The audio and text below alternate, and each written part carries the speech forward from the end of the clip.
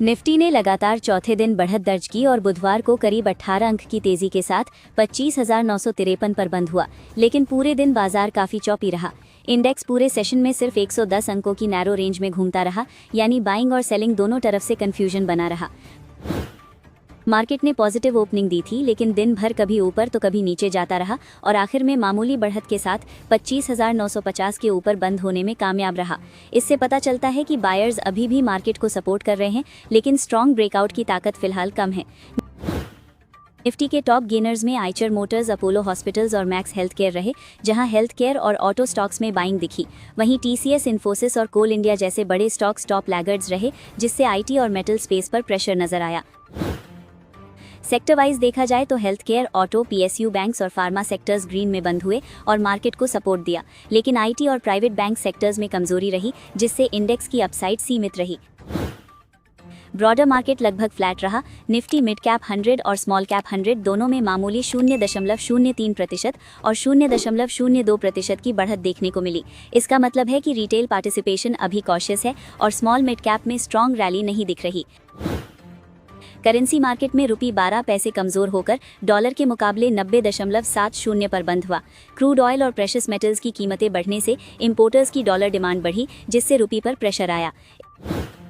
Investors की नज़र अब बड़े ग्लोबल और डोमेस्टिक मैक्रो डेटा पर है, जैसे यूएस जॉब्स डेटा और अनएम्प्लॉयमेंट रेट, और उसके बाद इंडिया की सीपीआई इन्फ्लेशन और यूएस जॉबलेस क्लेम्स। ये डेटा आने वाले दिनों में मार्केट सेंटिमेंट और इंटरेस्ट रेट एक्सपेक्टेशंस पर बड़ा असर डाल सकते हैं। मोतीलाल ओसवाल के सिद्धार्थ केमका का मानना है कि मार्केट में धीरे धीरे अपवर्ड ट्रेंड बन सकता है और Q3 रिजल्ट सीजन के अंतिम चरण में स्टॉक स्पेसिफिक मूव्स बढ़ सकते हैं, यानी अब इंडेक्स से ज्यादा इंडिविजुअल स्टॉक्स में एक्शन देखने को मिल सकता है। टेक्निकल एनालिस्ट्स के मुताबिक 26,000 का लेवल निफ्टी के लिए बड़ा हर्डल बना हुआ है और ब्रेकआउट के लिए की रेजिस्टेंस है। अगर इंडेक्स इस लेवल के ऊपर टिकता है तो मोमेंटम काफी तेज हो सकता है। HDFC सिक्योरिटीज के नागराज शेट्टी का कहना है कि 26,000 के ऊपर सस्टेन्ड मूव होने पर निफ्टी 26,350 से 26,400 तक जा सकता है, जबकि इमीडिएट सपोर्ट 25,800 के आसपास है, यानी डाउनसाइड लिमिटेड है, लेकिन अपसाइड ब्रेकआउट पर डिपेंड करेगा।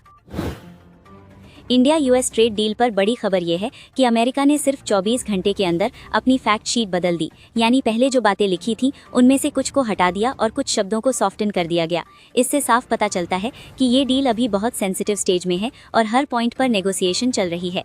सबसे बड़ा बदलाव दालों को लेकर हुआ, क्योंकि पहले फैक्ट शीट में लिखा था कि भारत कुछ दालों पर टैरिफ कम या खत्म करेगा, लेकिन भारी विरोध के बाद रिवाइज्ड फैक्ट शीट से दालों का पूरा जिक्र ही हटा दिया गया, जिससे ये डर थोड़ा कम हुआ कि अमेरिकी दालें भारतीय बाजार में फ्लड कर सकती हैं। दूसरा बड़ा बदलाव 500 अरब डॉलर की खरीद को लेकर हुआ, जहां पहले ये दिखाया गया था कि भारत अमेरिका से 500 अरब डॉलर से ज्यादा का सामान खरीदने का कमिटमेंट देगा। अब इसे बदलकर सिर्फ इंटेंट कर दिया गया, यानी भारत कोशिश करेगा, लेकिन कोई कानूनी या बाइंडिंग वादा नहीं है। नई फैक्ट शीट में यह भी कहा गया है कि भारत अमेरिका से ज्यादा एनर्जी प्रोडक्ट्स, इंफॉर्मेशन और कम्युनिकेशन टेक्नोलॉजी, कोल और अन्य इंडस्ट्रियल गुड्स खरीदने का इरादा रखता है। इससे साफ है कि फोकस एग्रीकल्चर से ज्यादा एनर्जी और टेक सेक्टर पर शिफ्ट करने की कोशिश हो रही है। अगर दालों के आंकड़ों की बात करें तो वित्त वर्ष 2024-25 में भारत का दाल आयात बिल 46% बढ़कर 5.48 अरब डॉलर पहुंच गया, जबकि पिछले वित्त वर्ष में 3.75 अरब डॉलर था, यानी भारत की इंपोर्ट डिपेंडेंसी लगातार बढ़ रही है। हालांकि अमेरिका की हिस्सेदारी अभी भी बहुत छोटी है। वित्त वर्ष 2024-25 में अमेरिका से सिर्फ 89.65 मिलियन डॉलर की दालें आईं। इसके मुकाबले कनाडा से 466 मिलियन डॉलर और ऑस्ट्रेलिया से 328 मिलियन डॉलर की दालें आयात हुई, यानी अमेरिका अभी टॉप सप्लायर नहीं है। दालों में सबसे ज्यादा आयात अरहर का हुआ, जिसकी वैल्यू 1285.40 मिलियन डॉलर रही। इसके बाद चना 1166.44 मिलियन डॉलर और मसूर 916.30 मिलियन डॉलर रहा, जिससे साफ दिखता है कि भारत कुछ स्पेसिफिक पल्सेस पर हेविली डिपेंडेंट है। सरकार ने किसानों को सपोर्ट देने के लिए तूर और उड़द दालों के आयात को 31 मार्च 2026 तक ड्यूटी फ्री रखा है, ताकि सप्लाई बनी रहे और कीमतें कंट्रोल में रहे। अमेरिका से आने वाली मसूर पर अभी भी 10% आयात शुल्क है, इसलिए पल्सेस पूरी तरह फ्री इंपोर्ट नहीं है और किसानों की चिंता पूरी तरह खत्म नहीं हुई है। जियोपॉलिटिकल टेंशन लगातार बढ़ रहा है, खासकर यूएस, ईरान और इजराइल के बीच। ट्रंप और इजराइल के पीएम नेतन्याहू की मीटिंग में ईरान के बैलिस्टिक मिसाइल प्रोग्राम और न्यूक्लियर मुद्दे पर चर्चा होगी, जिससे मिडिल ईस्ट में बड़ी अनिश्चितता बनी हुई है। ट्रंप ने कनाडा के साथ नए ब्रिज के उद्घाटन को रोकने की धमकी दी है और पहले ही कनाडा को यूएस की 51वीं स्टेट बनाने जैसी बयानबाजी कर चुके हैं, जिससे नॉर्थ अमेरिका में भी राजनीति। रूस ने अमेरिका पर आरोप लगाया है कि वो इंडिया और अन्य देशों को रशियन ऑयल खरीदने से रोकने की कोशिश कर रहा है। वहीं यूएस ट्रेड ऑफिशियल्स का दावा है कि भारत धीरे धीरे रशियन ऑयल खरीद कम कर सकता है और यूएस के साथ आर्थिक रिश्ते बढ़ा सकता है। बड़ी खबर ये है कि यूएस ने इंडियन गुड्स पर लगाया गया अतिरिक्त 25% टैरिफ हटा दिया है, जो रशिया से ऑयल खरीदने के कारण लगाया गया था। ये भारत के लिए पॉजिटिव संकेत है और एक्सपोर्ट्स के लिए राहत दे सकता है। चीन ने पहली बार सार्वजनिक रूप से इंडिया की यूएनएससी परमानेंट सीट की एस्पिरेशन को एक्नॉलेज किया है और कहा है कि वो इसे समझता और सम्मान करता है। ये जियोपॉलिटिक्स में बड़ा बदलाव है, क्योंकि पहले चाइना भारत की परमानेंट मेंबरशिप का सबसे बड़ा विरोधी था। फ्रांस के राष्ट्रपति इमैनुअल मैक्रोन 17 से 19 फरवरी को इंडिया विजिट करेंगे, जहां डिफेंस और ट्रेड बड़े एजेंडा होंगे। राफेल जैसे बड़े डिफेंस डील्स और स्ट्रेटेजिक पार्टनरशिप पर चर्चा होने की उम्मीद है। DII ने 11 फरवरी 2026 को करीब 442.98 करोड़ रुपए की नेट सेलिंग की, यानी घरेलू संस्थागत निवेशकों ने बाजार में हल्की मुनाफा वसूली की है। ये दिखाता है कि घरेलू फंड्स शॉर्ट टर्म में कॉशियस हैं, खासकर जब बाजार रीसेंट हाइज के आसपास ट्रेड कर रहा हो। जबकि FII ने उसी दिन करीब 819.63 करोड़ रुपए की नेट बाइंग की। LTMT माइंडट्री के बोर्ड ने कंपनी का नाम बदलकर LTM लिमिटेड करने को मंजूरी दे दी है और नया brand positioning agentic enterprise era में अपनी कंपेटिटिव स्ट्रेंथ दिखाने पर फोकस करेगा। हालांकि इस खबर के बावजूद शेयर आज गिरावट के साथ बंद हुए। गार्वी टेक्निकल के Q3 नतीजे मजबूत रहे, जहां कंपनी का नेट प्रॉफिट 17.8% बढ़कर 56.3 करोड़ रुपए और रेवेन्यू 10.4% बढ़कर 387.2 करोड़ रुपए हो गया, जबकि मार्जिन्स लगभग फ्लैट रहे, यानी प्रॉफिटेबिलिटी। केन्स टेक्नोलॉजी के शेयर लगातार चौथे दिन मजबूत तेजी में रहे और बुधवार को करीब 6% चढ़े, जिससे पिछले 4 ट्रेडिंग सेशंस में कुल तेजी लगभग 15.5% हो गई है। पिछले 7 में से 6 सेशंस में शेयर ऊपर बंद हुआ है, जिससे साफ दिखता है कि बाजार में इस स्टॉक में फिर से भरोसा बन रहा है। ब्रोकरेज फर्म नोवामा ने इस स्टॉक को आउट परफॉर्म रेटिंग दी है, हालांकि टारगेट प्राइस घटाकर 4,000 रुपए कर दिया है। ब्रोकरेज का कहना है कि पिछले 3 महीनों में स्टॉक में बड़ी गिरावट आई थी, इसलिए अब ग्रोथ के बेहतर मौके दिख रहे हैं और नए प्रोजेक्ट से शेयर का वैल्यूएशन फिर से ऊपर जा सकता है। फ्रैक्टल एनालिटिक्स का IPO अभी तक कमजोर डिमांड दिखा रहा है और तीसरे दिन सुबह तक कुल सब्सक्रिप्शन सिर्फ 0.27 गुना रहा। खासकर QIB यानी बड़े संस्थागत निवेशकों की हिस्सेदारी बहुत कमजोर रही, जबकि रिटेल निवेशकों ने तुलनात्मक रूप से बेहतर रिस्पॉन्स दिया। ग्रे मार्केट प्रीमियम लगभग 3 रुपए बताया जा रहा है, जिससे लिस्टिंग करीब 903 रुपए के आसपास हो सकती है, लेकिन ग्रे मार्केट के संकेत भरोसेमंद नहीं होते, यानी असली लिस्टिंग प्राइस इससे काफी अलग भी हो सकती है। अवांटे लिमिटेड के शेयर में 7.5% तक की तेजी आई, क्योंकि कंपनी को 122.58 करोड़ रुपए का बड़ा ऑर्डर मिला है। ये order new space India limited से मिला है, जिसमें रेडियो फ्रीक्वेंसी सिस्टम और एंटीना सप्लाई किए जाएंगे। ये डिफेंस और स्पेस सेक्टर से जुड़ा ऑर्डर अगस्त 2027 तक पूरा होने की उम्मीद है, जिससे कंपनी की ऑर्डर बुक और रेवेन्यू विजिबिलिटी मजबूत होती है। अवांटेल के क्लाइंट्स में इसरो, DRDO और इंडियन रेलवेज जैसी बड़ी सरकारी संस्थाएं शामिल हैं, जिससे कंपनी की विश्वसनीयता काफी मजबूत है। प्रीमियर एनर्जीज लिमिटेड के शेयर ब्रोकरेज मोतीलाल ओसवाल की बाय रेटिंग के बावजूद करीब 6% गिर गए। ब्रोकरेज ने 1,000 रुपए का टारगेट दिया है, जो करीब 21% अपसाइड दिखाता है, लेकिन शेयर ने इंट्राडे हाई से करीब 7% की गिरावट दर्ज की। ब्रोकरेज का मानना है कि कंपनी की सोलर मॉड्यूल और सेल कैपेसिटी तेजी से बढ़ रही है और वित्त वर्ष 2027 तक बड़ी एक्सपेंशन की योजना है। मजबूत बैकवर्ड इंटीग्रेशन और 30% से ज्यादा EBITDA मार्जिन कंपनी को इंडस्ट्री में लीडिंग पोजीशन में रखता है। स्टेट बैंक ऑफ इंडिया ने टाटा कंसल्टेंसी सर्विसेज को पीछे छोड़कर भारत की चौथी सबसे बड़ी कंपनी का दर्जा हासिल कर लिया है। बेहतर तिमाही नतीजों के बाद SBI के शेयर में बड़ी तेजी आई और मार्केट कैप में 1 लाख करोड़ रुपए से ज्यादा की बढ़ोतरी हुई। SBI का मार्केट कैप अब करीब 10.94 लाख करोड़ रुपए हो गया है, जो TCS और ICICI बैंक दोनों से ज्यादा है। 1 साल पहले TCS का साइज SBI से लगभग 2 गुना था, लेकिन अब दोनों ही 10 लाख करोड़ रुपए से ऊपर पहुंच चुके हैं, जो भारतीय बाजार में बड़ी वैल्यूएशन शिफ्ट को दिखाता है। सूर्या रोशनी लिमिटेड ने Q3 वित्त वर्ष 2026 में मिक्स्ड परफॉर्मेंस दिखाई, जहां नेट प्रॉफिट सालाना आधार पर 11.4% गिरकर 79.7 करोड़ रुपए रह गया, जबकि रेवेन्यू 3.2% बढ़कर 1928 करोड़ रुपए पहुंच गया। एबिडा भी हल्का गिरकर 145 करोड़ रुपए रहा और मार्जिन 8% से घटकर 7.5% हो गया, जिससे पता चलता है कि खर्च बढ़ने से प्रॉफिटेबिलिटी पर दबाव आया। स्टील पाइप्स बिजनेस ने 1451 करोड़ रुपए का रेवेन्यू दिया और 2.37 लाख टन डिस्पैच हुआ, जबकि लाइटिंग और कंज्यूमर ड्यूरेबल सेगमेंट में करीब 6% ग्रोथ रही, जो फेस्टिव डिमांड और मजबूत सेल्स वॉल्यूम से आई। IOL केमिकल्स एंड फार्मास्यूटिकल्स ने Q3 में लगभग फ्लैट नेट प्रॉफिट दिखाया, जो 20.6 करोड़ रुपए रहा, लेकिन रेवेन्यू 11% बढ़कर 580.4 करोड़ रुपए पहुंच गया। इसका मतलब है कि बिक्री में ग्रोथ रही, लेकिन प्रॉफिट उतना तेज नहीं बढ़ पाया। कंपनी का एबिडा 22% बढ़कर 57.2 करोड़ रुपए हो गया और मार्जिन 8.9% से बढ़कर 9.9% पहुंच गया, जिससे साफ है कि ऑपरेटिंग परफॉर्मेंस में सुधार हुआ है, यानी कंपनी ने खर्च कंट्रोल करके ऑपरेटिंग लेवल पर बेहतर काम किया।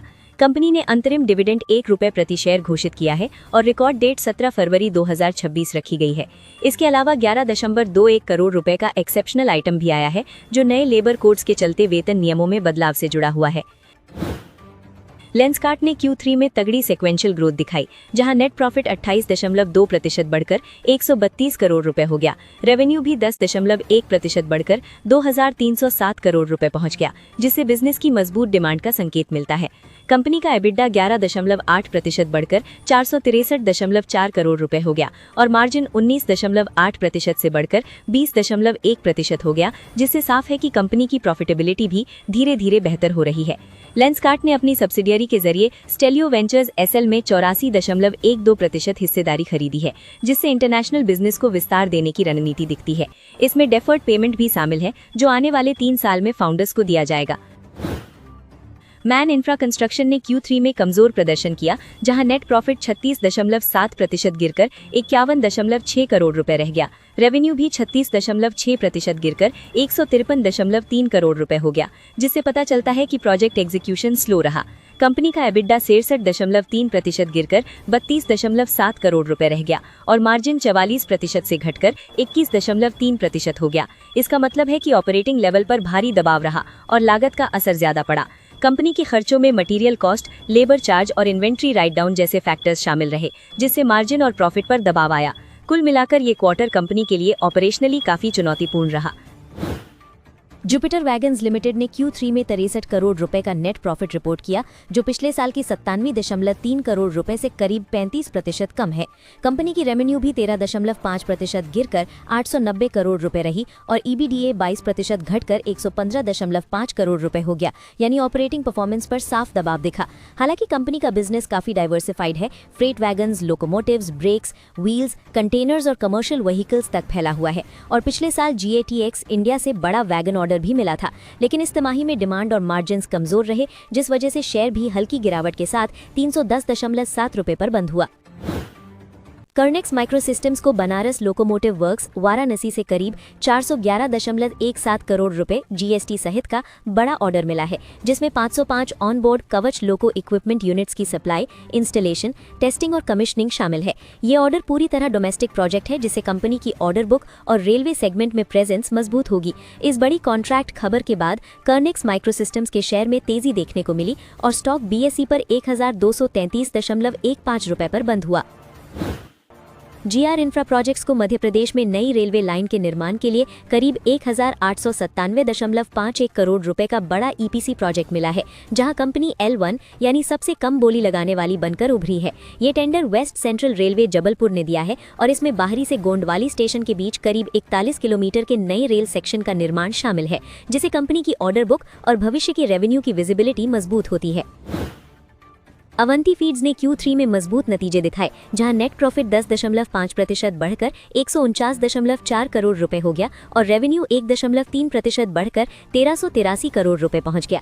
EBITDA भी 9.4% बढ़कर 176 करोड़ रुपए हो गया और मार्जिन 11.8% से बढ़कर 12.7% पहुंच गया, जिससे साफ है कि कंपनी ने ऑपरेटिंग लेवल पर बेहतर परफॉर्मेंस दिया। स्टॉक का प्रदर्शन भी काफी दमदार रहा है, जहां पिछले 1 महीने में शेयर करीब 41% और पिछले 6 महीनों में में करीब 82.2% तक चढ़ चुका है।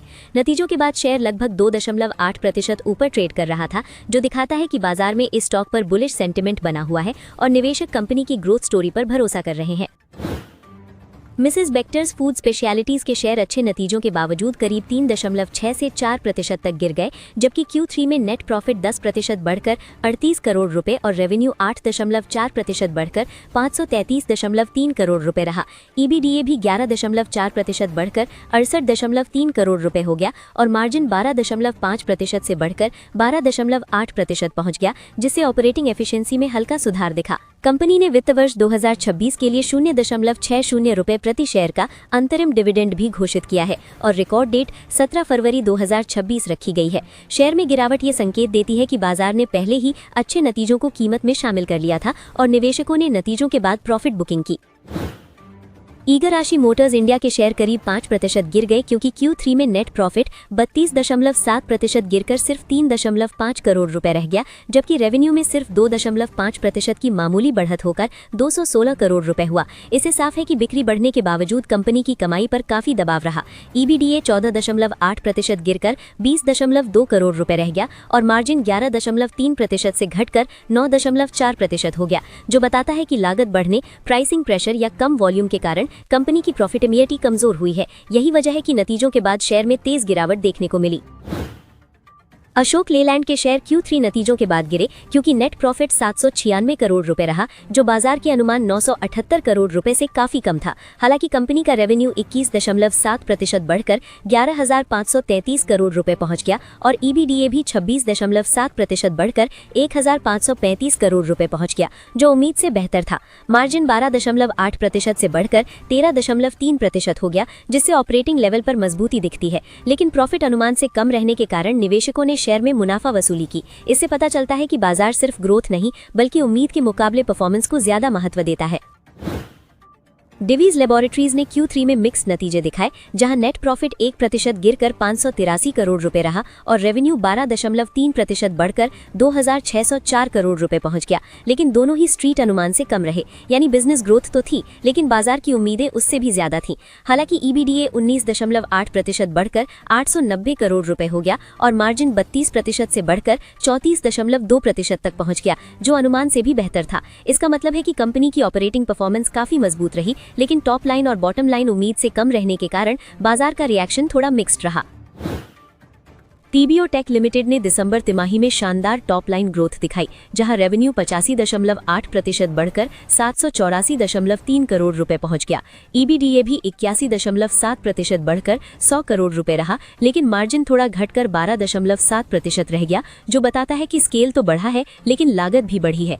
नेट प्रॉफिट 7.4% बढ़कर 53.6 करोड़ रुपए रहा, यानी मुनाफा बढ़ा, लेकिन रेवेन्यू की तुलना में ग्रोथ धीमी रही।